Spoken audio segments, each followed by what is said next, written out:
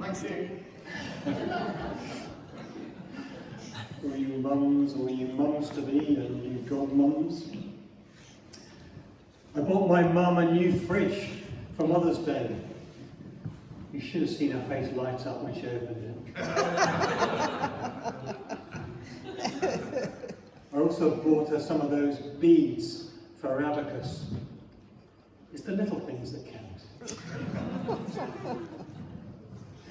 I heard a great Mother's Day quote. A few mothers would like to be able to sleep like babies. Most mothers would like to sleep like husbands.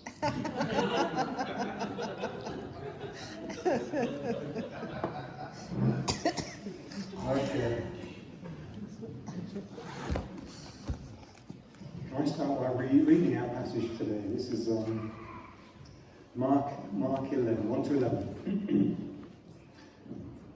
As they approached Bethlehem and came to Bethphage and Bethany at the Mount of Olives, Jesus sent two of his disciples, saying to them, "Go to the village ahead of you, and just as you enter it, you will find a colt tied there, which no one has ever ridden. Untie it, bring it here.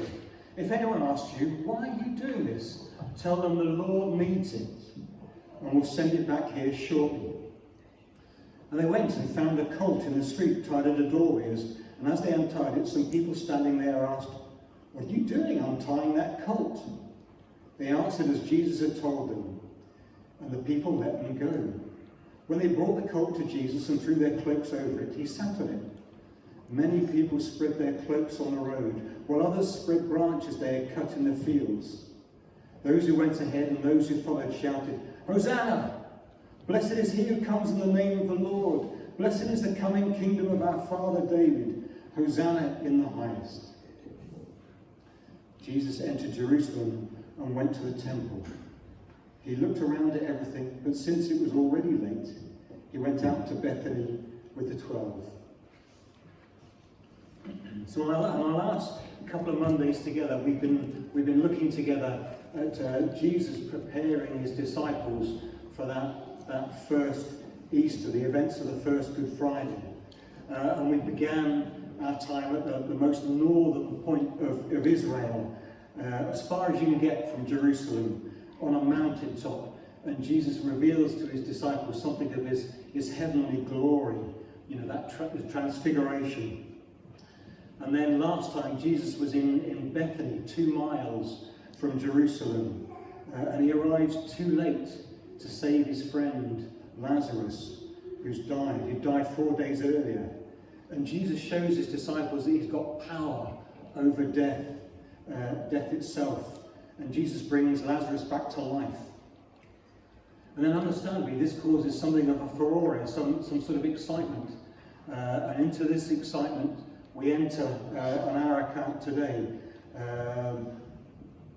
Excitement good and excitement for bad. And now Jesus, in the middle of the excitement, enters into Jerusalem in an uncharacteristic, high-profile way. So Mark 11:1.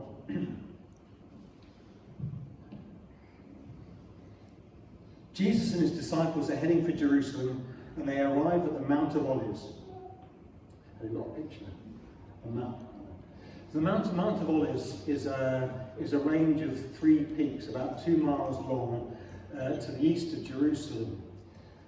It's separated from Jerusalem by the Kidron Valley.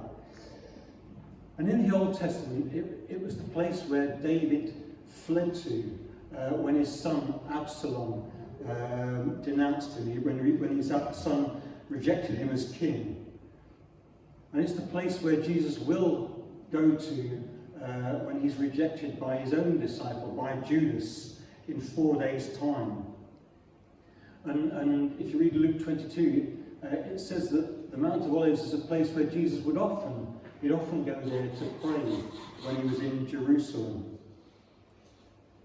And there's one other important reference to the Mount of Olives in the Old Testament, and it comes in Zechariah 14.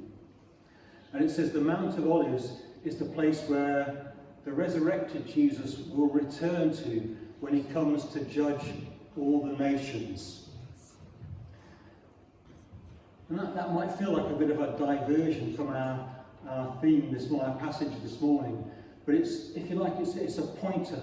It's a pointer to put our fingers in our Bibles in the book of Zechariah, because we'll be needing it later.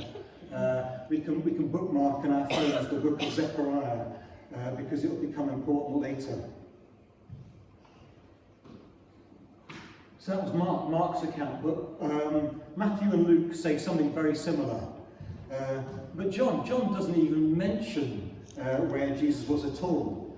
But he does suggest why Jesus was in Jerusalem at that time. He says, a great crowd that had come for the festival went out to meet Jesus. So this was Sunday, the first day of the Passover week, the Passover celebrations. And there were crowds, hundreds if not thousands of pilgrims descending on Jerusalem for the celebrations. And Jesus says in verse 2, he says, go to the village, you'll find a colt tied there, which no one has ever ridden. Untie it and bring it here. And then Luke says something very similar. But Matthew mentions a donkey also.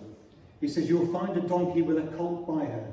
So that's a mother and child donkeys, if you're not familiar with donkey terminology. Okay. Matthew adds an explanation too. Have we got Matthew's explanation? This took place to fulfill what was spoken by the prophet. Guess which prophet?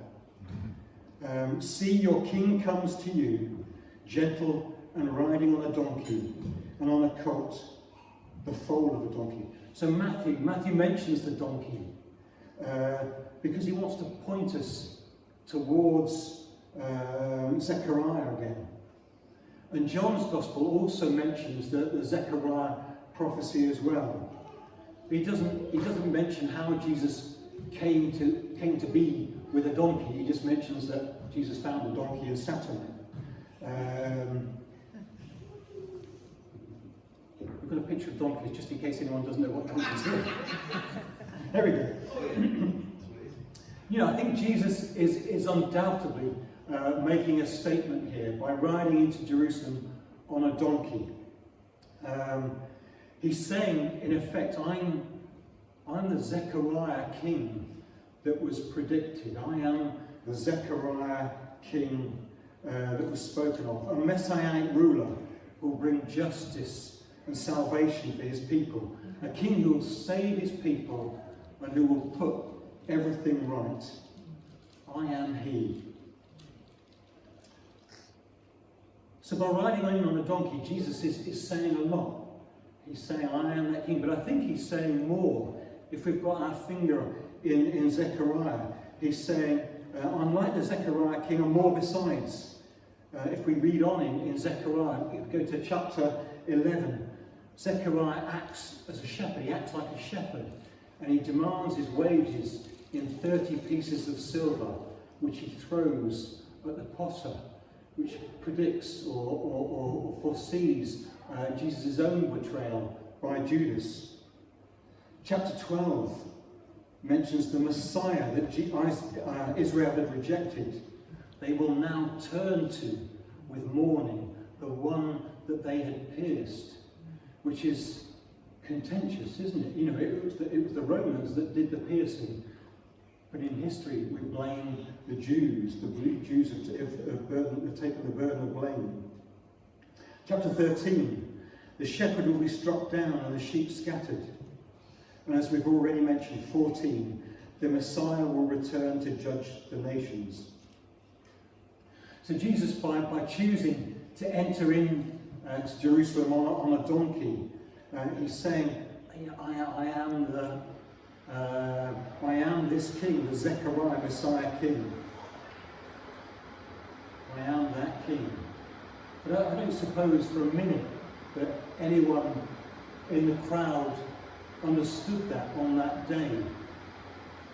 But I guess in the weeks and the months and the years to come, they will reflect as they read that passage and think, yes, Jesus was pointing forward to this And I would imagine that on the road to Emmaus, I bet that's one of the things that Jesus spoke to those two disciples about. He pointed back at the Zechariah passages and said, that was me.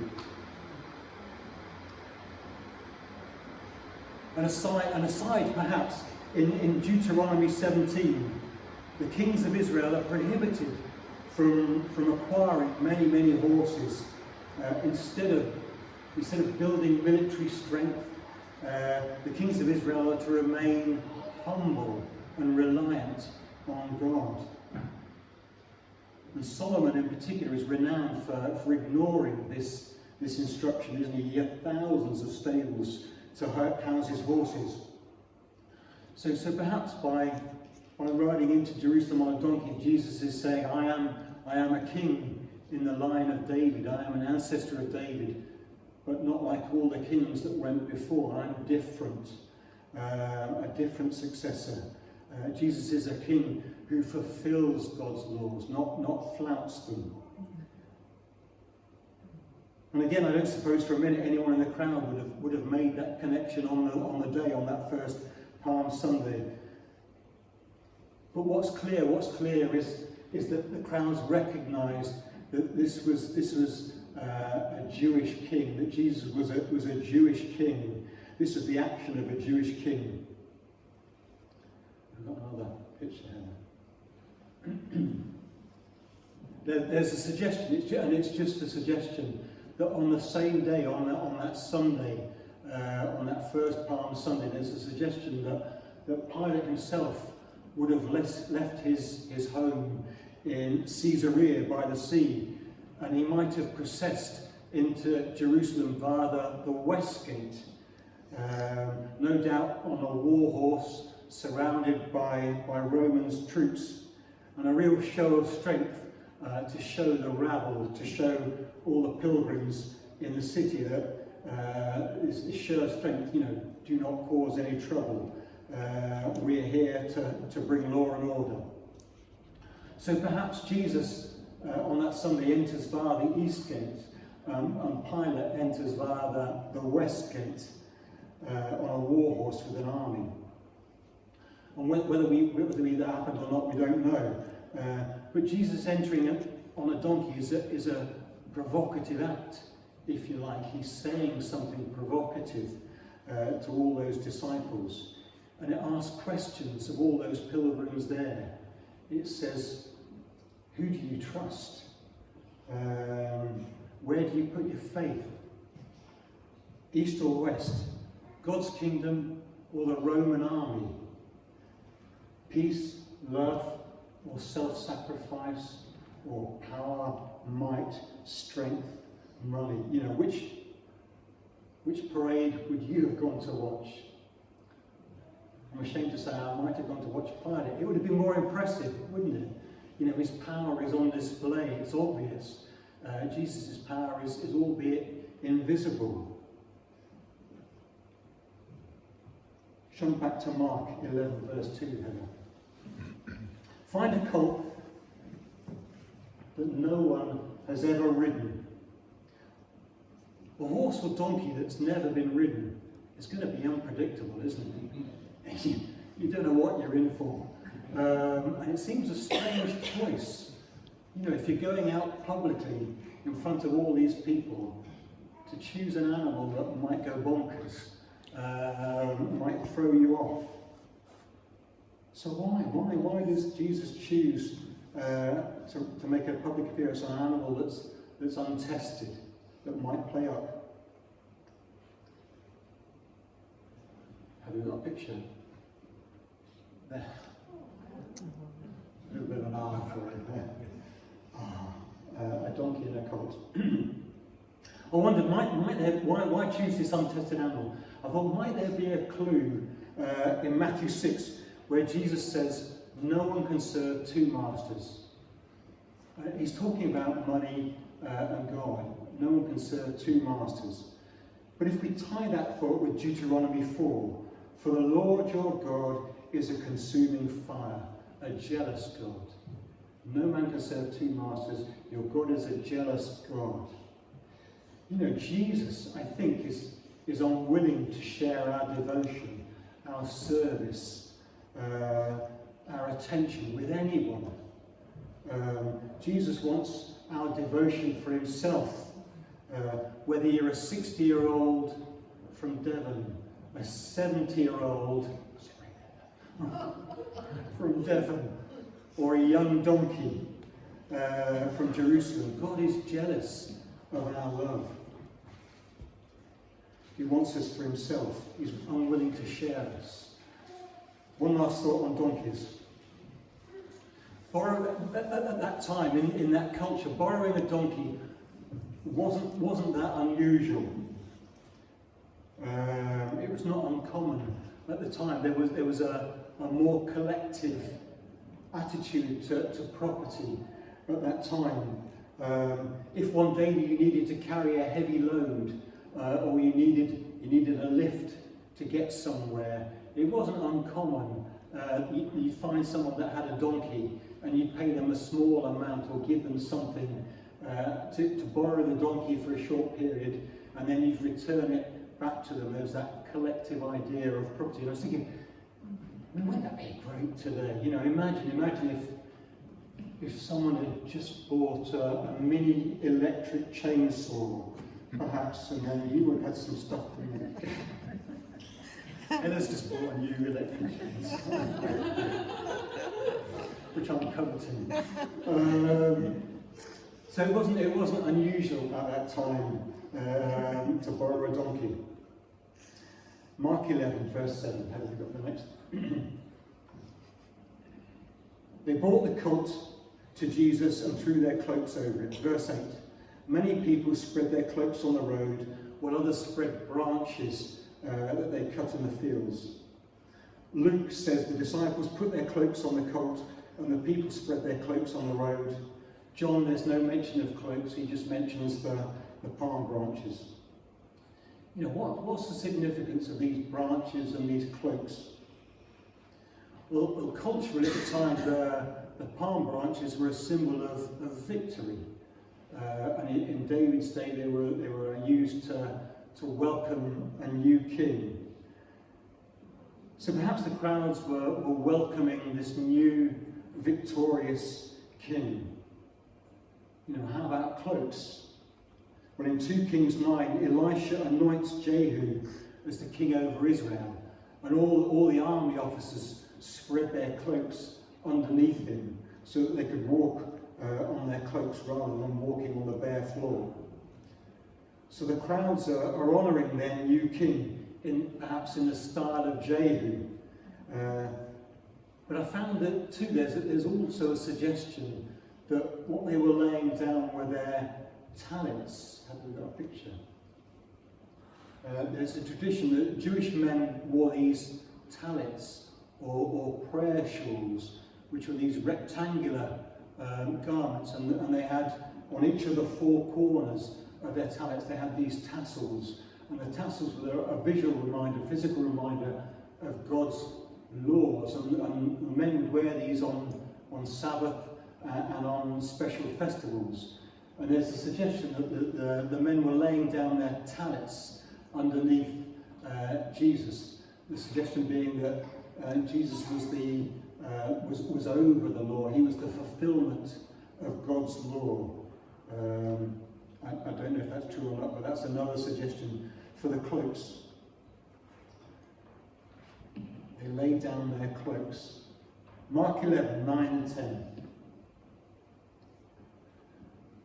Those who went ahead and those who followed, who shouted, Hosanna, blessed is he who comes in the name of the Lord. Blessed is the coming kingdom of our father David. Hosanna in the highest heaven. Matthew heard a different shout. He heard, Hosanna to the Son of David. The literal translation of Hosanna is save us now. But here I think it's less of a plea, more of a celebration. In other words, Jesus, save us. Only you can do it. You can do it, Lord. And Luke adds, the whole crowd of disciples began to joyfully praise God in loud voices for all the miracles they had seen. Blessed is the King who comes in the name of the Lord. Praise in heaven and glory in the highest.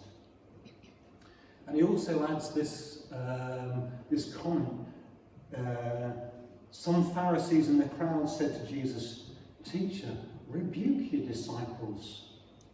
And Jesus replies, "I tell you, if they keep quiet, the stones will cry out." I'm guessing the Pharisees were worried. They were worried that with all this noise, all this commotion was going to stir up trouble, and that the Roman authorities were going to stamp it down. They're in danger of cancelling the Passover celebrations if this noise continued, if this fuss continued. And they were keen to keep the crowds quiet. But Jesus says, no, today is the day. Today is the day to celebrate. And so the crowd respond, don't they? They make this incredible noise like you lot did this morning. There's this incredible celebration. And up until this day, Jesus himself has said, tell no one. He does something, he says, tell no one. Keep quiet. Keep it to yourself. But on this day, he says, yes, now's the time to worship. Worship your King. And the crowds oblige. And in Mark and in Luke and in Matthew, you get this amazing sense of the building excitement, the building anticipation. Here it comes, our new King, the new kingdom. Here is the King, the Messiah we've all been waiting for. Save us now, save us now. Excitement, anticipation. But then John gives a very different view. John 12:16, he says, at first his disciples did not understand all this. They didn't understand what was going on. Only after Jesus was glorified did they realize that these things have been written about him and that these things have been done to him. So he's saying they just didn't understand. At the time, people didn't understand. John says the crowds, they recognized Jesus as king, but they didn't realize what sort of king.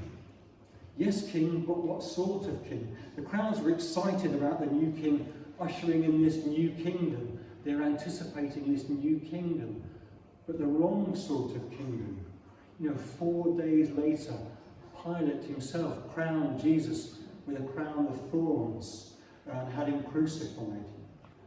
And these crowds scatter, they disappear, they dissipate, they're confused, they're upset, they're at a loss. What happened? So much for this new kingdom, so much for this new world order. The old order is back again. The Romans are in charge. Business as usual. Roman rule above God's rule. John points us to the fact that the crowds had failed to see with the eyes of faith. They failed to see the reality of God's kingdom. The crowds were looking for a kingdom in the Roman mould. They were looking for a kingdom like the Romans had, a kingdom like that. A kingdom of horses, of chariots, of soldiers, of armour. Have we got the next verse? The crowds had moved their fingers out of their Bibles. They'd lost their bookmarks. They'd forgotten Zechariah 4:6. Not by might, nor by power, but my spirit, says the Lord. In my mind, I've imagined 2 Roman soldiers on that morning. And they've been sent by Pilate, this is my imagination, they've been sent by Pilate to keep an eye on this rabble that were making all this noise. And they were reporting back in the evening, they're reporting back to Pilate. And Pilate says, what was going on? They said, it was nothing. It was nothing. It was just noise. It was nothing to worry about, Pilate. 2,000 years later, the Roman Empire is just, there's nothing left of it. It's just historical artifacts, wonderful historical artifacts. There's nothing left. But the crowd that was celebrating Jesus, that were praising Jesus, has increased to 2.6 billion. Those Roman soldiers are going to have some explaining to do, aren't they? Those Roman soldiers, they're in my imagination, but those Roman soldiers, like the crowd, they failed to see with the eyes of faith what was really going on. They failed to see the spiritual kingdom. Our final verse, and finally verse 11. Jesus entered the temple courts. He's entered the temple, the outer courts of the temple, to have a look around. But because it was late, he returned to Bethany. It's just a huge anticlimax, isn't it, in one sense? He had a look around, came home again. What? What's going on? It's just a weird conclusion to that first Palm Sunday. Jesus enters Jerusalem on this carpet of cloaks with palm branches waving, people shouting Hosanna. The Pharisees are worried. Where will this end? A few hours later, Jesus heads back to Bethany, seemingly unnoticed, uncelebrated. How can this be? I don't know. Perhaps it was the act of riding on the colt that excited the crowds. This is the king. And without the colt, Jesus just blended into the crowd. He was like us. He looked like anyone else. He was unremarkable. He blended in with the other pilgrims. There was nothing to distinguish him from anyone else. Emmanuel, God with us, God like us, God amongst us. There was nothing in Jesus' appearance to distinguish him from anyone else. Only those with the eyes of faith could recognize who he really was. Last time we mentioned Simeon and Anna in the temple, and they recognized the baby Jesus was the salvation of Israel. They saw that baby and thought, this is something else. They had the eyes of faith. They recognized Jesus for what he would become and what he would do. And I was thinking, would we in that first Palm Sunday evening, would we have recognized who Jesus was? Would we have had the eyes of faith and recognized him?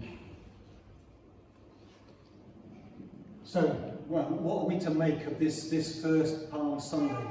This weird tale of cloaks and palm branches and donkeys and loud hosannas. I think our eyes tell us we're in Ottery St Mary, but metaphorically we're still in Jerusalem amongst the crowds, and metaphorically Jesus appears at the east gate, and he says to us all, he says, will you follow me? And each of us needs to make that choice. And some of us have made it a long time ago, but it's not a one-off. I think it's a regular choice that we need to make. The temptation is to drift towards the west gate, isn't it? We're attracted by the west gate. I'm attracted by the west gate. And Jesus says, will you follow me? And we need to make that decision on a regular basis. The west gate, with its kingdom and its power and its might, can be really appealing. It's tangible. It's got stuff that you can see, you can touch, you can take hold of, stuff that you can cling to. The kingdom and Jesus and his kingdom is largely invisible, isn't it? It's a kingdom of spirit. And we need eyes of faith to see it, to recognize it, to see its treasures, its worth, its values. And it takes effort and it takes faith. But Jesus is a king. He's a king amongst us. This morning, he's amongst us. He's on our level. There's no barriers between us and him. If you're sat on a donkey, you're at eye level.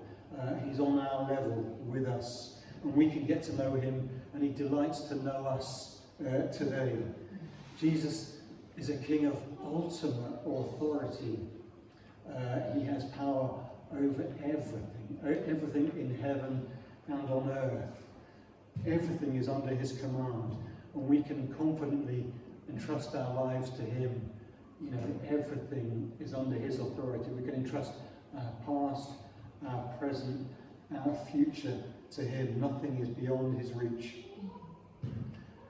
And incredibly, it's almost unbelievable, and I'm not sure I fully understand it, but Jesus is a king who likes to share his authority with us, with all of us, with his subjects.